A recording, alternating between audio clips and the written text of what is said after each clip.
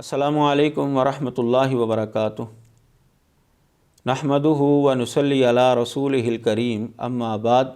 औज़ु बिल्लाहि स्समील अलीम मिनश शैतानिर रजीम मिन हमज़िही व नफ़्ख़िही व नफ़्सिही। बिस्मिल्लाहिर रहमानिर रहीम। वलौ कुन्तु आलमुल ग़ैब लस्तक्सरतु मिनल खैर रब्बिश्रह ली सदरी व यस्सिर ली अमरी वहलुल उक़दतम मिन लिसानी यफ़क़हू क़ौली रब्बि ज़िदनी इल्मा व ज़िदनी फ़हमा सुबहानका ला इल्मा लना इल्ला मा अल्लमतना इन्नका अंतल अलीमुल हकीम। हमारी गुफ्तगू हो रही थी इल्म गैब के हवाले से कि अल्लाह तबारक व तआला ही आलिमुल गैब है। अल्लाह तबारक व तआला के अलावा कोई भी गैब नहीं जानता। और जो हमारे अहबाब कहते हैं कि रसूलुल्लाह सल्लल्लाहु अलैहि वसल्लम आलिमुल गैब हैं या आपको कुल्ली इल्म गैब अता किया गया या अताई इल्म गैब का लफ्ज़ बोलते हैं, ये बात ना कुरान मजीद से साबित होती है और ना ही अहादीस मुबारका से साबित होती है। तो पहले प्रोग्राम में हमने ये जाना कि सिर्फ़ अल्लाह ही आलिमुल गैब है, उसके अलावा कोई भी नहीं है। दूसरे प्रोग्राम में हमने ये मालूमात हासिल की कुरान मजीद और अहादीस मुबारका की रोशनी में कि रसूलुल्लाह सल्लल्लाहु अलैहि वसल्लम को माजी की बातों का भी इल्म नहीं था, हाल के अंदर भी बाज़ ऐसी बातें थी जिनका आपको इल्म नहीं था, और मुस्तक़बिल के अंदर भी बाज़ बातें ऐसी थीं जिनका आपको इल्म नहीं दिया गया। और फिर उसके अलावा मज़ीद दलाइल आपके सामने रखे गए। आज हम गुफ्तगू करेंगे अहादीस मुबारका की रोशनी में। कुरान मजीद के अंदर तो बहुत से दलाइल आपने समाअत फरमा लिए दो प्रोग्रामों में, तो क्या अहादीस मुबारका के अंदर भी ऐसे दलाइल मौजूद हैं जिससे ये साबित होता हो कि रसूलुल्लाह सल्लल्लाहु अलैहि वसल्लम आलिमुल गैब नहीं थे, आप गैब नहीं जानते थे? बिल्कुल ऐसे दलाइल मौजूद हैं। पहली हदीस मुबारका सही बुखारी की मैं आपके सामने रखना चाहता हूँ, और बड़ी मारूफ हदीस है। वो अक्सर मुसलमानों को वो ज़ुबानी याद है कि नबी अलैहि सलातो वस्सलाम के ऊपर गारे हिरा के अंदर जब पहली वही आई थी तो आपकी कैफियत क्या हुई थी। हज़रत जिब्रील अलैहि सलातो वस्सलाम जब वही लेकर आए थे तो उन्होंने नबी अलैहि सलातो वस्सलाम को ये कहा था कि आप पढ़ें, तो आपने फरमाया था कि मा अना बिकारीन, मैं नहीं पढ़ने वाला। दूसरी मरतबा, तीसरी मरतबा, फिर जब ये मामला ख़त्म हुआ तो नबी अलैहिस्सलातु वस्सलाम घर आए, बड़े परेशान थे, घबराए हुए थे, और हज़रत खतीजा रज़ी अल्लाह ताला अन्हा को फरमाया कि ज़म्मिलूनी ज़म्मिलूनी, मेरे ऊपर चादर ओढ़ दो, चादर ओढ़ दो। फिर आपने फरमाया था लक़द खशीतु अला नफ़सी, मुझे अपनी जान का ख़तरा जो है वो पैदा हो गया है। तो हज़रत खतीजा रज़ी अल्लाह ताला अन्हा ने आपको हौसला दिया, चूँकि पहली मरतबा आपके साथ ये मामला हुआ था तो इसलिए आप खौफज़दा हो गए, परेशान हो गए। फिर इसके बाद जब हज़रत खतीजा रज़ी अल्लाह ताला अन्हा नबी अलैहिस्सलातु वस्सलाम को जनाब वर्का बिन नौफल के पास लेकर गईं, तो उन्होंने जब आपकी कैफियत सुनी तो उन्होंने तस्दीक की कि ये वही नामूस है जो मूसा अलैहिस्सलातु वस्सलाम पर नाज़िल होता था, यानी ये हज़रत जिब्रील अलैहिस्सलातु वस्सलाम है, ये फ़रिश्ता है जो आपकी तरफ आया है। तो एक वक्त आएगा कि आपकी कौम आपको यहाँ से निकाल देगी, आपकी दुश्मन हो जाएगी। नबी अलैहिस्सलातु वस्सलाम ने बड़े ताज्जुब के साथ पूछा कि ये लोग मुझे निकाल देंगे? यानी नबी अलैहिस्सलातु वस्सलाम के साथ वो लोग बड़ी मोहब्बत करते थे। तो वर्का बिन नौफल ने यह बताया कि हाँ, जब भी कोई बंदा ये पैगाम लेकर आया है जो आपके ज़िम्मेदारी लगानी जा रही है तो उसके साथ लोगों ने यही मामला किया है। अब ये हदीस आपने समाअत फरमा ली, उसका ख़ुलासा। इस हदीस के अंदर कई ऐसी बातें हैं जिससे पता चलता है कि नबी अलैहिस्सलातु वस्सलाम को गैब का इल्म नहीं था। हमारे ये अहबाब बसा औक़ात ये कह देते हैं कि नबी जो है वो पैदाइशी तौर पर गैब जानता है, उसको हर चीज़ का इल्म पैदाइशी तौर पर होता है। अब नबी अलैहिस्सलातु वस्सलाम की 40 साला ज़िंदगी के अंदर ये जब वाक़या हुआ, आपकी उम्र 40 साल थी, तो आप हज़रत जिब्रील अलैहिस्सलातु वस्सलाम को देख कर घबराए, और जब उन्होंने कहा आप पढ़ें तो आपने फरमाया मैं नहीं पढ़ने वाला। نبی علیہ الصلوۃ والسلام پڑھنا لکھنا نہیں جانتے تھے، تو یہ فرمایا ما انا بقارئ، اگر آپ کے پاس غیب تھا پیدائشی طور پر، جیسا کہ ان احباب میں سے بعض کا یہ خیال ہے، تو آپ کو پتہ ہوتا کہ یہ آنے والی شخصیت کون ہے اور مجھے یہ کون سی بات پڑھنے کو کہہ رہا ہے، میں نے کیا پڑھنا ہے۔ نبی علیہ الصلوۃ والسلام کو اس کا کوئی علم نہیں تھا، معلوم ہوا کہ آپ کے پاس غیب نہیں تھا۔ پھر جب حضرت جبریل علیہ الصلوۃ والسلام وہی دے کر چلے جاتے تو نبی علیہ الصلوۃ والسلام جلدی جلدی جو اس کو پڑھتے تھے یاد کرنے کے لیے، تو اللہ تبارک و تعالیٰ نے فرمایا کہ لا تحرک بہ لسانک لتعجل بہ، آپ کو جلدی کرنے کی ضرورت نہیں ہے، ان علینا جمعہ و قرآن، اس کا جمع کرنا یہ ہماری ذمہ داری ہے، یہ آپ کے سینے کے اندر محفوظ کرنا یہ ہماری ذمہ داری ہے۔ تو اگر نبی علیہ الصلوۃ والسلام کو غیب کا علم تھا تو آپ یہ کیوں اس طرح کرتے رہے، بار بار تیزی کے ساتھ آپ جو ہے اس کو یاد کرنے کی کوشش کرتے رہے، حتیٰ کہ اللہ تعالیٰ کو یہ کہنا پڑا کہ آپ ایسا نہ کریں۔ تو اگر آپ کے پاس غیب تھا تو آپ کو تو پہلے ہی سارا قرآن جو ہے وہ یاد ہونا چاہیے تھا، آپ کو پتہ ہونا چاہیے تھا کہ یہ شخصیت کون ہے۔ آپ کیوں خوفزدہ ہو کر حضرت خدیجہ کے پاس جاتے ہیں اور یہ اندیشہ ظاہر کرتے ہیں کہ شاید میں قتل نہ ہو جاؤں؟ تو جب ورقہ بن نوفل نے یہ بتایا کہ آپ کے علاقے کے لوگ آپ کو نکال دیں گے، آپ کے دشمن بن جائیں گے، تو آپ نے کیوں تعجب کا اظہار کیا؟ یہ سارا واقعہ جو ہے بتاتا ہے کہ رسول اللہ صلی اللہ علیہ وسلم غیب نہیں جانتے تھے۔ دوسری دلیل صحیح بخاری میں سے، نبی علیہ الصلوۃ والسلام صحابہ کو لے کر جو ہے ایک جگہ پر پہنچے، ذات الجیش مقام تھا، تو حضرت عائشہ رضی اللہ تعالی عنہا بھی ساتھ تھیں، تو ان کا ہار جو ہے وہ گر گیا، تو پڑاؤ ڈالنا پڑا، ہار کو تلاش کیا نہیں ملا۔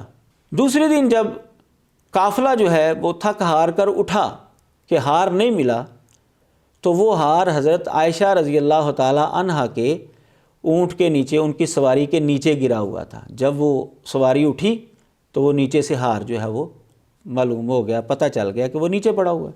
اب نبی علیہ الصلوۃ والسلام اور سارے صحابہ وہاں پر ٹھہرے رہے، ہار تلاش کرتے رہے، کسی کو نہیں ملا۔ اگر نبی علیہ الصلوۃ والسلام غیب جانتے تو آپ بتا دیتے کہ تمہاری سواری کے نیچے پڑا ہوا ہے، وہاں سے اٹھا لو، پریشان ہونے کی کیا ضرورت ہے؟ نبی علیہ الصلوۃ والسلام خود بھی پریشان ہوئے ہیں، صحابہ بھی پریشان ہوئے ہیں، اور پھر مزید ہمارے یہ احباب کہتے ہیں کہ صرف نبی ہی نہیں بلکہ اللہ کے ولی جو ہیں وہ بھی غیب جانتے ہیں، یہ بھی ان کا نظریہ ہے۔ اس حدیث سے اس نظریے کا بھی رد ہو رہا ہے۔ حضرت عائشہ رضی اللہ تعالیٰ عنہ بذات خود اللہ کی ولی تھیں، ان کے والد حضرت ابوبکر صدیق رضی اللہ تعالیٰ عنہ وہ اللہ کے ولی تھے، سارے صحابہ جو اس لشکر کے اندر موجود تھے وہ سارے کے سارے اللہ کے ولی تھے، ایک نبی بھی موجود تھا، لیکن کسی کو نہیں پتہ چل سکا کہ وہ ہار تو سواری کے نیچے پڑا ہوا ہے۔ معلوم ہوا کہ نبی بھی غیب نہیں جانتا اور اللہ کے ولی بھی غیب نہیں جانتے۔ تیسری دلیل حدیث مبارکہ میں سے، یہ بھی صحیح بخاری کی حدیث ہے، واقعہ افک، ام المؤمنین سیدہ عائشہ صدیقہ رضی اللہ تعالی عنہا کے اوپر جو الزام لگا تھا، واپس آتے ہوئے ایک سفر سے وہ پیچھے رہ گئی تھیں اور منافقین کو موقع مل گیا اور انہوں نے مدینے کے اندر طوفان بدتمیزی جو ہے وہ کھڑا کر دیا، اور رسول اللہ صلی اللہ علیہ وسلم پورا ایک مہینہ جو ہے وہ پریشان رہے، سارے کے سارے مسلمان پریشان رہے، حتیٰ کہ ام المومنین سیدہ عائشہ رضی اللہ تعالی عنہا بھی اس پریشانی کے عالم میں رو رو کر انہوں نے اپنے آپ کو ہلکان کر لیا تھا۔ لیکن نبی علیہ الصلوۃ والسلام نے یہ نہیں بتایا کہ تیرا کوئی قصور نہیں ہے، بلکہ حضرت عائشہ رضی اللہ تعالیٰ عنہا سے پوچھ رہے ہیں کہ اے عائشہ اگر تو بری ہے تو اللہ تعالیٰ تیری برات ظاہر کر دے گا، اور اگر تو نے کوئی غلط حرکت کی ہے تو اللہ تعالیٰ سے معافی مانگو، کیونکہ بندہ جب اپنے گناہ کا اعتراف کر لیتا ہے پھر اللہ سے معافی مانگتا ہے تو اللہ تعالیٰ اس کو معاف کر دیتا ہے۔ نبی علیہ الصلوۃ والسلام تحقیق کر رہے ہیں، جو گھر میں آنے جانے والی خواتین ہیں ان سے پوچھ رہے ہیں، تو نبی علیہ الصلوۃ والسلام کیوں یہ سارا مہینہ جو ہے وہ پریشان رہے ہیں؟ صحابہ پریشان رہے ہیں، حضرت عائشہ پریشان رہی ہیں، ان کے والدین پریشان رہے ہیں، تو نہ اللہ کے ولیوں کو پتہ چلا اور نہ ہی اللہ کے نبی کو پتہ چلا۔ اس وقت پتہ چلا جب اللہ تبارک و تعالیٰ کی طرف سے آیات نازل ہوئیں ام المومنین سیدہ عائشہ صدیقہ طاہرہ مطہرہ رضی اللہ تعالیٰ عنہ کی برات کے حوالے سے۔ تو اس سے پہلے آپ کو نہیں پتہ چلا۔ معلوم ہوا کہ جیسے اللہ کے ولی جو ہیں وہ غیب نہیں جانتے، اسی طرح اللہ کا پیغمبر بھی غیب نہیں جانتا۔ پھر مزید یہ کہ آپ اس واقعے کے اوپر اب غور کریں گے تو جب ام المومنین سیدہ عائشہ رضی اللہ تعالی عنہا قافلے سے پیچھے رہ گئی تھیں، مزید یہ کہ ام المومنین سیدہ عائشہ رضی اللہ تعالی عنہا جب قافلے سے پیچھے رہ گئی تھیں تو نبی علیہ الصلاۃ والسلام کو بھی نہیں پتہ چلا کہ وہ اپنی سواری پر نہیں ہیں، اور کسی صحابی کو بھی پتہ نہیں چلا۔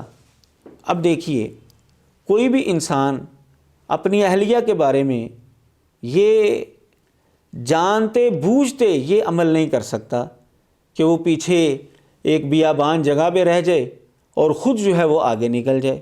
تو یہ چونکہ نبی علیہ الصلاۃ والسلام کو علم نہیں تھا، صحابہ کو علم نہیں تھا، اس لیے حضرت عائشہ رضی اللہ تعالیٰ عنہ پیچھے رہ گئی تھیں۔ یہ کیسے ممکن تھا کہ نبی علیہ الصلاۃ والسلام کو پتہ ہوتا پھر بھی حضرت عائشہ جو ہے وہ پیچھے بیابان میں رہ جاتی؟ معلوم ہوا کہ نبی علیہ الصلاۃ والسلام کو غیب نہیں تھا۔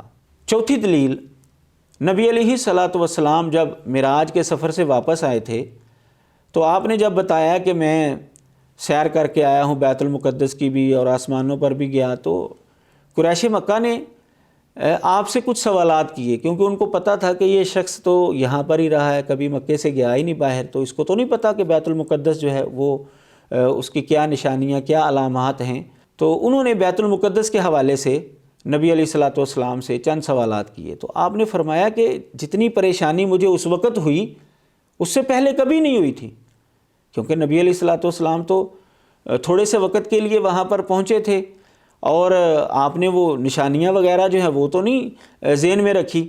تو جب انہوں نے سوالات کیے تو نبی علیہ الصلاۃ والسلام فرماتے ہیں کہ مجھے اتنی پریشانی ہوئی کہ اس سے پہلے کبھی بھی اتنی پریشانی نہیں ہوئی۔ تو اگر آپ غیب جانتے تو آپ بتا دیتے، پریشان ہونے کی کیا ضرورت ہے؟ حتیٰ کہ آپ نے فرمایا کہ پھر اللہ تعالیٰ نے بیت المقدس کو میرے سامنے کر دیا تو میں نے پھر ان کو سوالوں کے جواب دیے۔ صحیح مسلم وغیرہ کے اندر یہ حدیث موجود ہے۔ اسی طرح صحیح بخاری کے اندر آپ حدیث دیکھیں گے، اور یہ بھی مسلمانوں کو یاد ہے کہ خیبر کے موقع پر نبی علیہ الصلاۃ والسلام کو گوشت کے اندر جو ہے وہ ایک یہودی خاتون نے زہر دے کر شہید کرنے کی کوشش کی تھی۔ تو نبی علیہ الصلاۃ والسلام کچھ صحابہ کی معیت میں اس کی دعوت قبول کرتے ہوئے وہاں پر پہنچے تھے۔ آپ نے ایک ٹکڑا جو ہے وہ گوشت کا منہ میں ڈال لیا تھا، اور ایک صحابی نے وہ ٹکڑا جو ہے وہ منہ میں ڈال کر اس کو نگل لیا تھا۔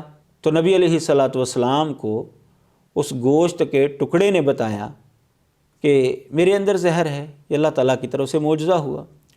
آپ نے وہ لقمہ جو ہے وہ اندر نہیں نگلا، آپ اپنے منہ کے اندر گھماتے رہے، جب آپ کو پتہ چلا تو آپ نے نکال دیا۔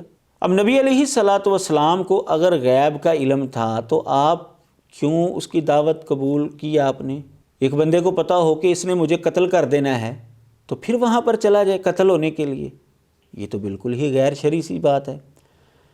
اور پھر جو صحابی وہ لقمہ نگل چکے تھے وہ بعد میں شہید بھی ہو گئے۔ تو اگر نبی علیہ الصلاۃ والسلام کو غیب کا علم تھا تو کیا یہ مانا جائے گا کہ نعوذ باللہ نبی علیہ السلام نے جان بوجھ کر اپنے ساتھی کو شہید کروایا ہے؟ کہ آپ کو پتہ تھا کہ یہ شہید ہو جائے گا لیکن پھر بھی آپ اس کو لے کر وہاں پر چلے گئے؟ تو یہ بات ہرگز ماننے میں نہیں آتی۔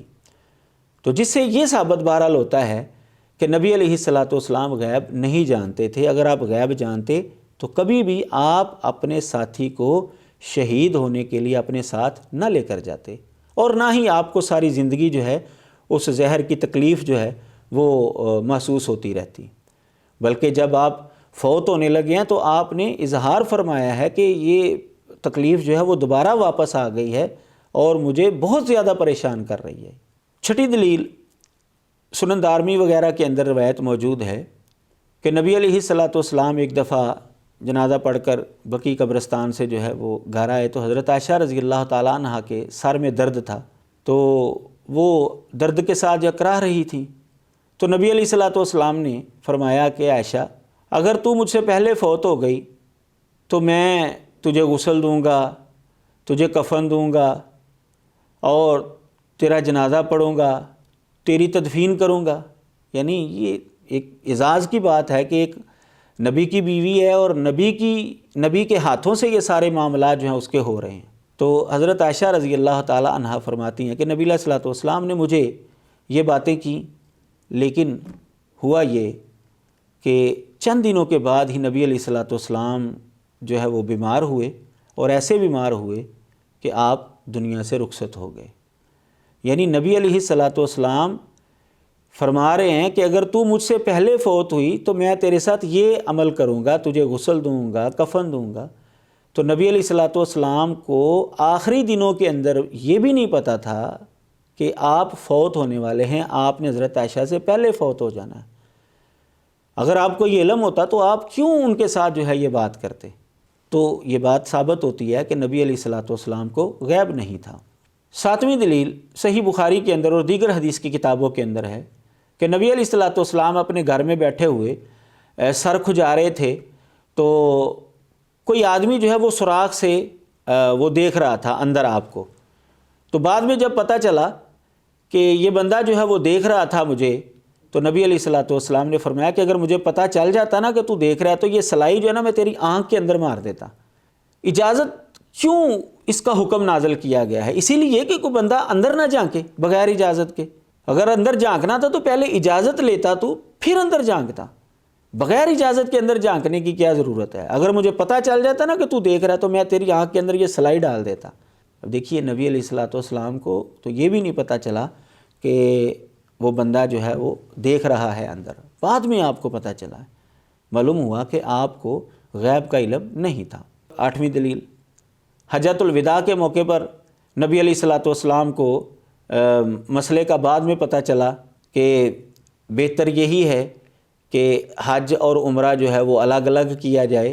نبی علیہ الصلوۃ والسلام چونکہ قربانی لے کر آئے تھے تو آپ کا حج قران ہی بنتا تھا، حج تمتع نہیں بنتا تھا۔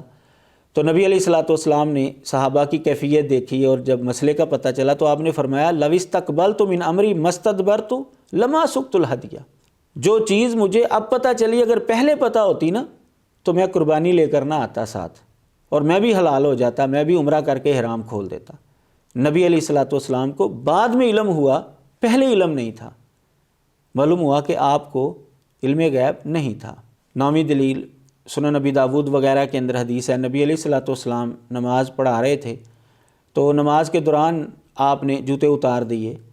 ایک سفر کے دوران جماعت کروا رہے تھے آپ، تو جوتوں سمیت نماز پڑھ رہے تھے آپ بھی، اور صحابہ بھی آپ کے پیچھے جوتے پہن کر نماز پڑھ رہے تھے۔ آپ نے نماز کے اندر ہی جوتے اتار کر سائڈ پر رکھ دیے، صحابہ نے بھی اتار دیے۔ تو نبی علیہ الصلوۃ والسلام نے جب صحابہ سے پوچھا تو انہوں نے بتایا جی ہم نے آپ کو دیکھا اس لیے ہم نے اتار دیے۔ تو آپ نے فرمایا میں نے تو اس لیے اتارے کہ جبریل نے آ کر مجھے بتایا کہ آپ کے جوتوں کے نیچے گندگی لگی ہوئی ہے، تو میں نے اس لیے جو ہے وہ اتار دیے۔ لہٰذا تم میں سے اگر کوئی جوتوں سمیت نماز پڑھے تو اس کو الٹا کر کے دیکھ لے، اگر اس کے نیچے گندگی ہے تو اس کو صاف کر لے، پھر نماز پڑھ لے۔ پاک جوتوں کے اندر جو ہے وہ نماز پڑھی جا سکتی ہے۔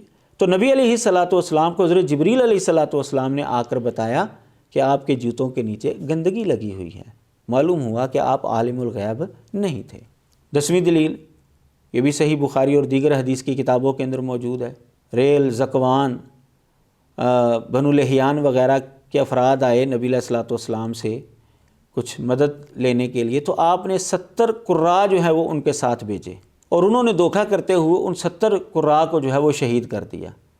نبی علیہ الصلوۃ والسلام کو بہت زیادہ تکلیف ہوئی، بہت زیادہ تکلیف ہوئی، اتنی تکلیف ہوئی کہ رحمت للعالمین ہونے کے باوجود آپ نے پورا مہینہ ان قبیلے کے لوگوں کے اوپر جو ہے بد دعا کی کہ اتنے قریبی صحابی جو ہیں وہ آپ کے 70 قراء جو ہیں وہ شہید کر دیے انہوں نے۔